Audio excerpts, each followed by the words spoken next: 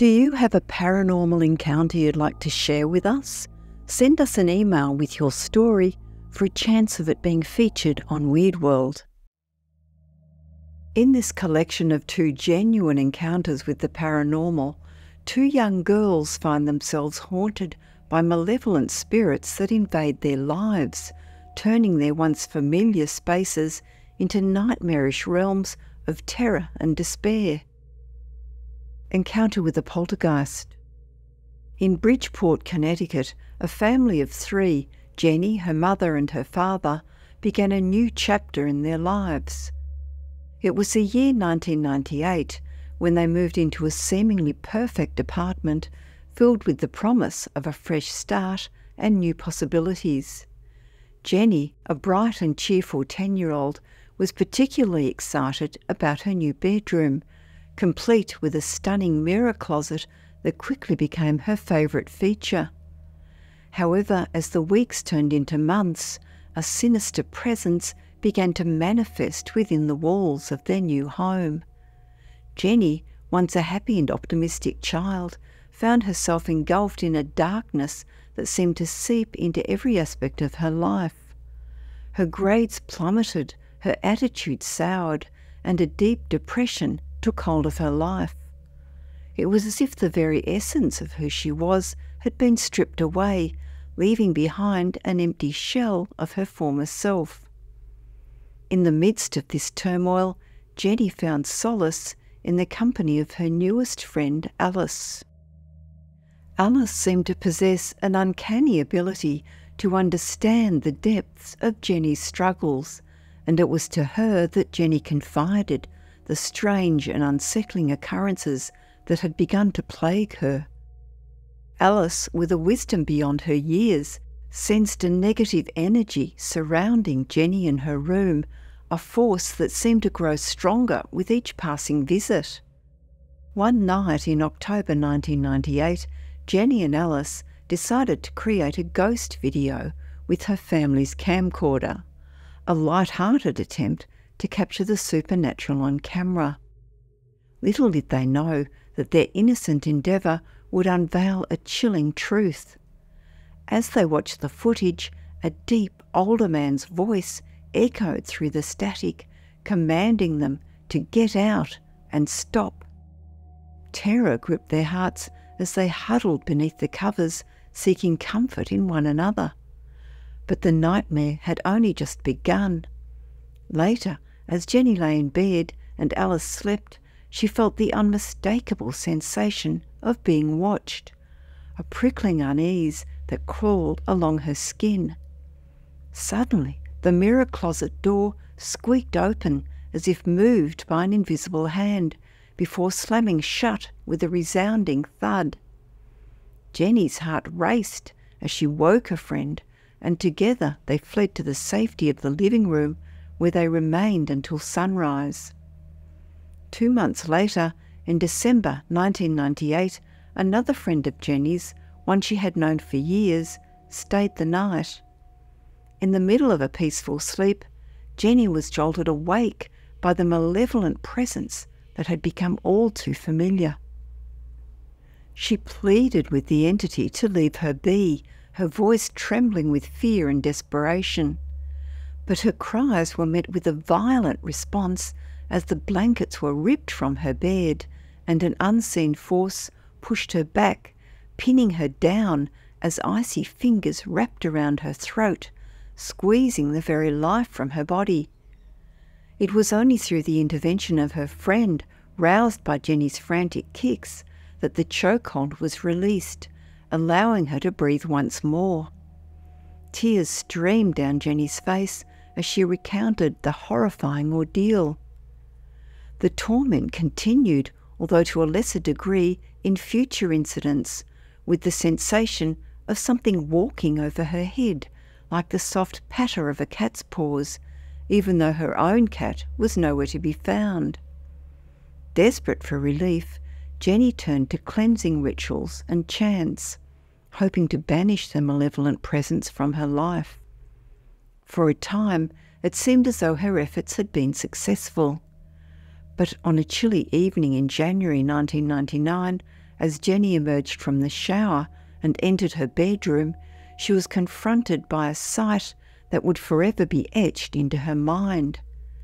There, lying on her bed, was the ghostly figure of a man, surrounded by an eerie red and orange glow, his laughter echoing through the room. Jenny froze, her scream caught in her throat, before bolting to her mother's room. She broke down in tears as she finally revealed the full breadth of her traumatic encounters over those past several months to her mother. It was then that Jenny learned she was not alone in her experiences. Her mother confessed to her own encounters with the presence, while her father spoke of shadowy figures lurking near Jenny's room, a hallway he dared not walk down. The pieces of the puzzle began to fall into place.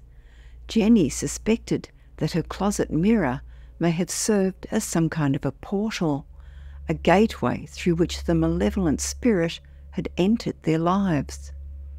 Further investigation revealed a chilling truth. The previous occupant of Jenny's room had been a follower of the occult, his dark practices evidently leaving behind a residual evil that had latched onto the young girl's vulnerable soul. In the end, the family made the difficult decision to leave their haunted apartment behind, seeking solace in a new, untainted home. But for Jenny, now 38, the scars left by her encounters with that dark presence continue to live on. He tried to get me. In July 2002, on a Friday night, 13-year-old Veronica prepared for a visit that would stay with her forever. Accompanied by her cousin, who was more like a sister to her, Veronica arrived at her uncle's house, eager to spend quality time with her extended family. Little did she know that the events that would unfold that night would haunt her for years to come. As they arrived at the house, Veronica's uncle informed her parents and the girls of their sleeping arrangements. To Veronica's dismay, they were assigned to the room beside their usual one, a room that she had always dreaded. The walls were painted a dark, angry red, a colour that made Veronica feel agitated and uneasy. Reluctantly, she carried her belongings upstairs and entered the cramped room filled with boxes of her aunt's crafts that she would sell at her upcoming shows. To make matters worse, a large mirror loomed ominously in front of Veronica's sleeping area. Mirrors had always been a source of fear for her, a phobia that prevented her from even leaving the bathroom door open at night. The room was further crowded with ceramic dolls, their lifeless eyes seeming to follow her every move. Despite their beauty, Veronica found their presence unsettling, trying to ignore them. As the night wore on, Veronica and her cousin engaged in their usual pre-bedtime ritual, talking for hours until her cousin drifted off to sleep. Veronica, however, found it difficult to relax, the claustrophobic atmosphere and the eerie mirror keeping her awake. She lay there staring at the ceiling, attempting to fall asleep herself. Finally, exhaustion overtook her, and Veronica slipped into a vivid nightmare. In this nightmare, she found herself running, gripped by mysterious terror. Summoning her courage, she glanced behind her and saw a tall, elderly man dressed entirely in black, wearing a long cloak and an oversized cowboy hat. He smirked at her, revelling in her fear, and despite her desperate attempts to outrun him, he seemed to close the distance effortlessly with each step. Veronica's heart raced as she spotted a house with an open door, an elderly woman beckoning her inside. The man had vanished, so she rushed into the house, and the woman quickly shut the door behind her. Urgently, the woman instructed Veronica to hide, insisting that she must not be found. Leading her to a bedroom, the woman told Veronica to take refuge under the bed.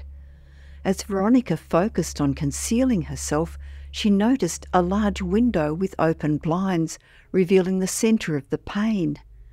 The old woman gasped, and Veronica realised with horror that the man's face had appeared in the window. "It's too late," the woman whispered. "He knows where you are." Veronica awoke with a start, her heart pounding in her chest. As she tried to regain her composure, she noticed the closet door slowly creaking open, revealing the same man from her dream. He stood there, smirking, as if to say he had finally caught her. The room was so small that escape seemed impossible without passing right by him. Veronica knew, with a certainty she couldn't explain, that if he reached her, it would be the last night of her life. After she turned on the light, however, his form vanished, and she never encountered him again.